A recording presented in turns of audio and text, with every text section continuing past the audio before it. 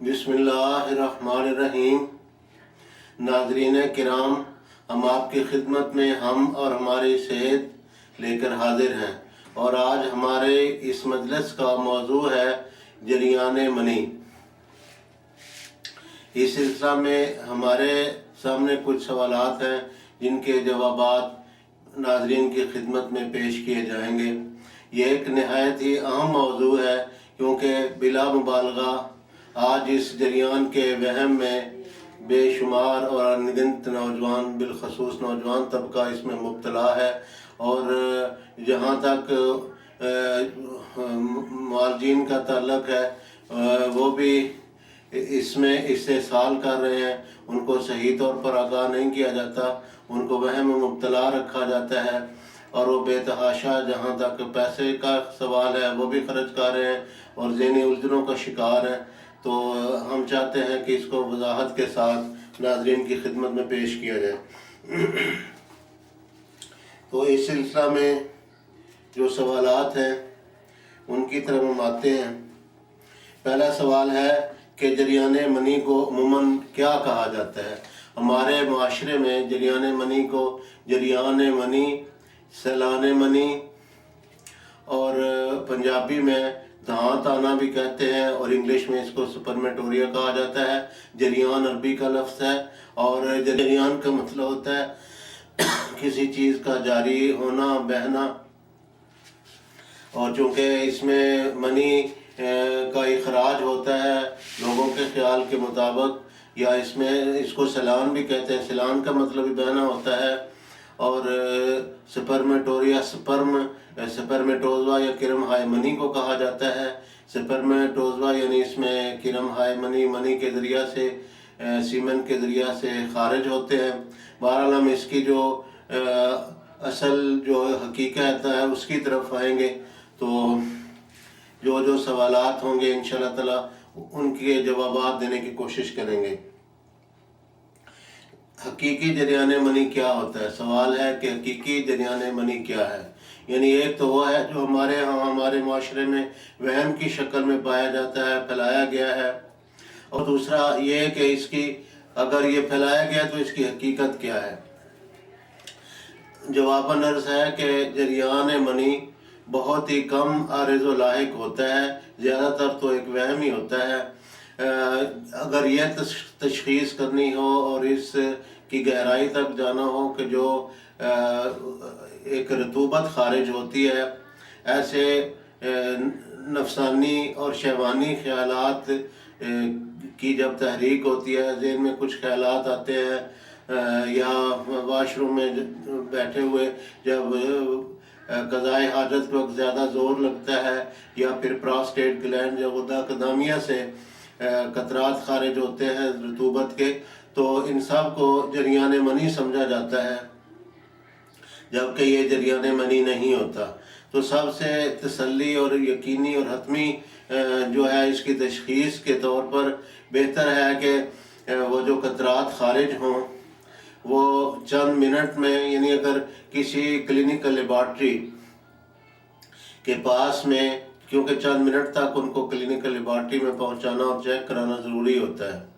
یا ایسی کسی لیبارٹری کے قرب میں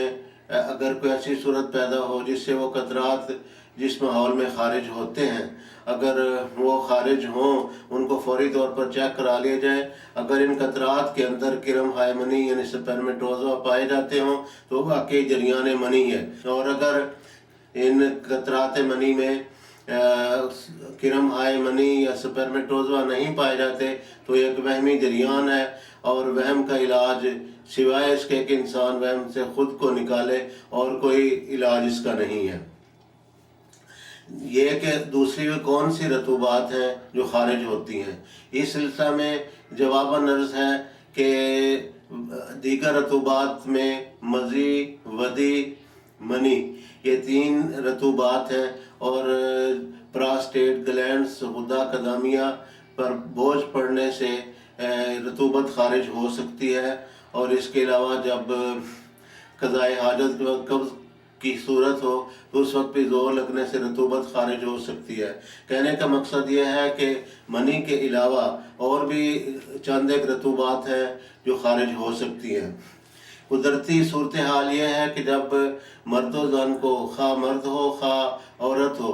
جب شہوانی یا نفسانی خیالات میں تحریک آتی ہے، ان میں تنوع جاتا ہے، تو ایسی شکل میں قطرات کا خارج ہونا بیماری میں داخل نہیں ہے، بلکہ وہ ایک نیچرل چیز ہے۔ لیکن بعض لوگ زیادہ حساس، سینسیٹیو ہوتے ہیں، یا گرم مزاج جن کو کہا جا سکتا ہے ہوتے ہیں، تو ان کا بھڑکیلا مزاج ہوتا ہے، ان کو زیادہ جلدی اور تیزی کے ساتھ شہوت آتی ہے۔ ایسی صورت میں بعض لوگوں کو یہ زیادہ قطرات آ سکتے ہیں، بعضوں کو کم آتے ہیں، لیکن وہ منی نہیں ہوتی بلکہ وہ مزی یا ودی ہوتی ہے۔ جب وہ معالجین کے پاس جاتے ہیں،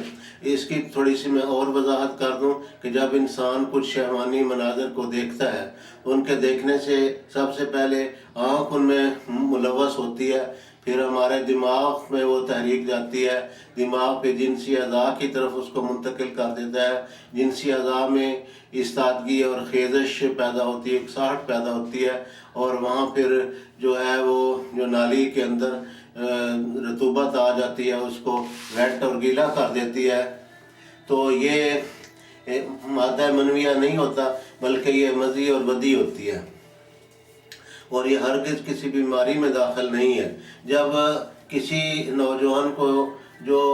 بلوغت میں قدم رکھتا ہے، اس نے سنا ہوا ہوتا ہے کہ جریان ہوتا ہے اور اس سے کمزوری واقع ہوتی ہے، اس وہم کی وجہ سے جب وہ کسی معالج کے پاس جاتا ہے تو وہ اس کو نہایت پریشان کر دیتا ہے کہ واقعی جریان ہے اور اس سے تم کمزور ہو جاؤ گے، یہ خطرناک چیز ہے۔ وہ تو اپنے پیٹ کے لالچ کی خاطر اس کو خواہ مخواہ ایک وہم میں مبتلا کر کے پیسے بٹورنے کی کرتا ہے۔ میں نے دیکھا ہے کہ بعض ایسے نوجوان بیچارے جو سال ہر سال سے اس وہمی مرض میں مبتلا تھے، ان کی صحیح طور پر رہنمائی نہ کی گئی اور وہ اس بیچارے اس مرض میں گل گل کے پریشان ہوتے رہے، اور ایک عرصہ دراز تک پریشان ہے۔ جب ان کو صحیح گائیڈ کیا گیا تو وہ کافی شکر گزار اور ممنون احسان ہوئے۔ حالانکہ یہ اللہ تعالیٰ کا احسان ہوتا ہے۔ دیانتداری کا تقاضا یہ ہے کہ معالجین ایسے نوجوان طبقے کو بالخصوص، سب کوئی لیکن بالخصوص نوجوان طبقے کو صحیح طور پر ان کی رہنمائی کریں اور ان کو گائیڈ کریں کہ یہ کوئی بیماری میں داخل نہیں ہے، یہ چند ایک وجوہات و اسباب ہیں جن کے نتیجے میں یہ چیز ہوتی ہے، اور یہ قدرتی چیز ہے اور اس کو ویسے بھی دور کیا جا سکتا ہے۔ تو ان کو صحیح گائیڈ کیا جائے، نہ کہ ان کو ہمیشہ کے لیے قربانی کا بکرا بنا لیا جائے اور ہمیشہ پیسے بٹورتے رہیں اور کبھی کچھ دے دیا کبھی کچھ کہہ دیا۔ تو یہ رزق حلال میں سمجھتا ہوں کہ یہ نہیں ہے۔ بہرحال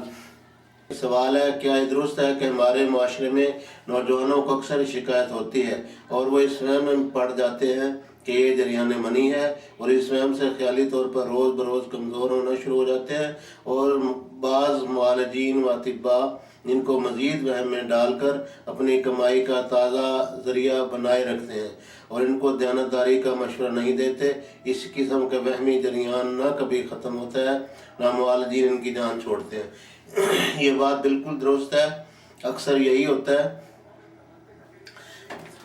اصل میں ان کو یہ بھی کہا جاتا ہے کہ اگر 100 قطرے غذا کے ہوں، خوراک کے ہوں، تو اس سے 1 قطرہ خون پیدا ہوتا ہے، اور اگر 100 قطرے خون کے ہوں تو اس سے 1 قطرہ مادہ منویہ کا پیدا ہوتا ہے۔ اور اگر اس طرح کر کے رشتہ رہے، مادہ منویہ جو بہت قیمتی چیز ہے، اگر رشتہ رہے تو اس سے انسان کمزور ہو جاتا ہے اور وہ گویا کہ زندہ درگور ہو جاتا ہے۔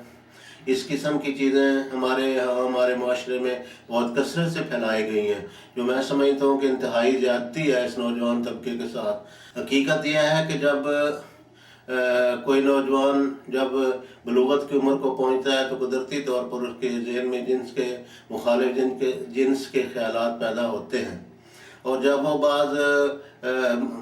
پرکشش مناظر کی طرف دیکھتا ہے تو اس کے جو ذہن میں خیالات پہلے تو آنکھ کی وساطت سے اس کے دماغ تک یہ تحریک پہنچتی ہے، پھر جنسی اعضاء کی طرف وہ تحریک منتقل ہو جاتی ہے، پھر جنسی اعضاء میں ایک خیزش، اکتاہٹ اور ایستادگی کی کیفیت پیدا ہوتی ہے، اور اس کے نتیجے میں وہ رطوبت کا اخراج شروع ہو جاتا ہے۔ اور جیسا کہ ہم پہلے بھی کہہ چکے ہیں کہ یہ بیماری میں داخل نہیں ہے۔ تو چونکہ بار بار یہ چیز ہوتی ہے، یہاں ہم یہ واضح کرنا ضروری سمجھتے ہیں کہ کمزوری کیوں واقع اور لاحق ہوتی ہے۔ جب انسان اپنے جنسی اعضاء کو بار بار تحریک میں لاتا ہے ایسے مناظر کو دیکھنے سے، تو ان اعضاء کو حرکت میں لانے کے لیے، ایستادگی کے لیے ایک توانائی اور انرجی خرچ اور صرف ہوتی ہے۔ تو وہ جو توانائی بار بار جو خرچ ہوتی ہے، صرف ہوتی ہے، اس کے نتیجے میں اعصابی نظام تحریک میں آتا ہے۔ تو اعصابی نظام بار بار تحریک میں اس کو لانے کے لیے جو انرجی صرف ہوتی ہے، خرچ ہوتی ہے، تو انرجی کے بار بار خرچ ہونے سے اعصابی طور پر کمزوری واقع ہوتی ہے، اس میں کوئی شک نہیں ہے۔ اور جب بار بار یہ چیز ہوتی ہے تو اس کے نتیجہ میں اعصابی نظام کمزور ہو جاتا ہے، جسمانی طور پر بھی انسان کمزوری محسوس کرتا ہے۔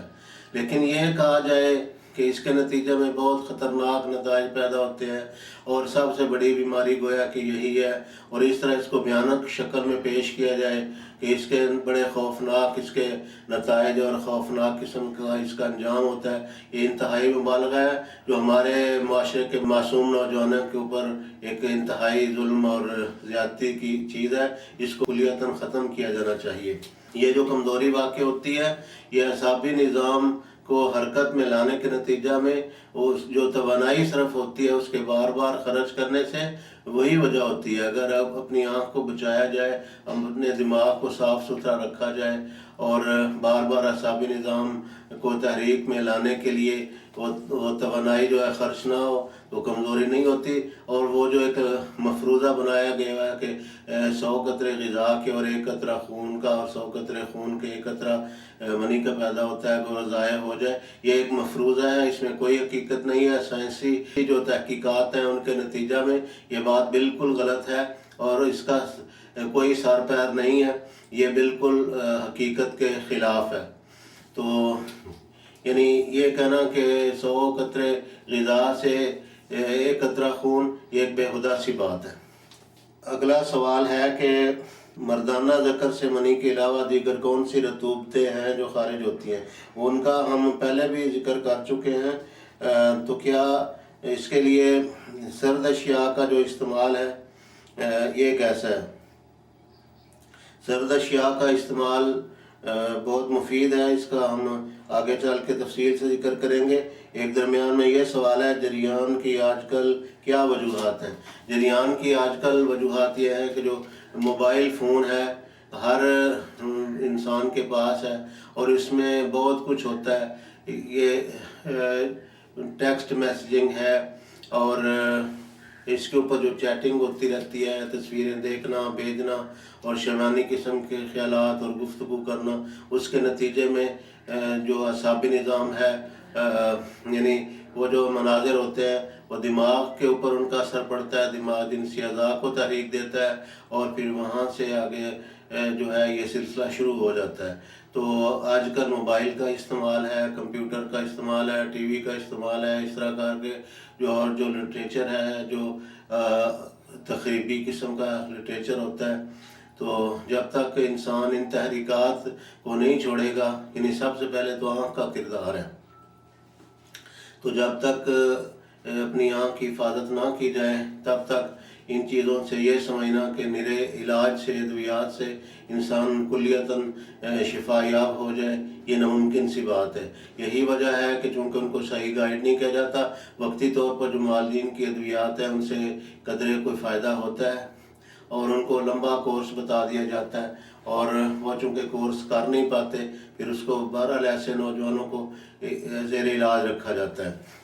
ان سے بچنے کے لیے ضروری ہے کہ انسان اپنی نظر کو، اپنے دماغ کو پاک صاف رکھے، اور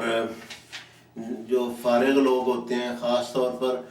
فراغت ایک زہر کی حیثیت رکھتی ہے، فارغ رہنا، کام نہ کرنا، خاص طور پر جسمانی جو ورزش اور اس طرح کے جو پازیٹیو اور مثبت قسم کی مصروفیات ہیں ان سے خود کو بچائے رکھنا، دور رکھنا، یہ انتہائی غلط ہے. ان سے بچنا چاہیے، اپنے آپ کو مصروف رکھنا چاہیے. ایک بزرگ نے اپنے بیٹے کو نصیحت کی کہ اے بیٹا ساری عمر ریشم کے بستر پر سونا. بیٹے نے جواباً عرض کیا کہ ابا جان پتہ نہیں اتنا تمول میری قسمت میں ہوگا یا نہیں. تو باپ نے کہا کہ اے بیٹے میرا یہ مقصد نہیں ہے، سارا دن اس قدر شدید محنت کرنا، اگر رات کو زمین کے اوپر بھی سو گئے تو ایسے لگے گا جیسے ریشم کے بستر پر سوئے ہوں. تو اگر جسمانی مشقت اور جو اس طرح کی مثبت جو ایکٹیویٹیز ہیں،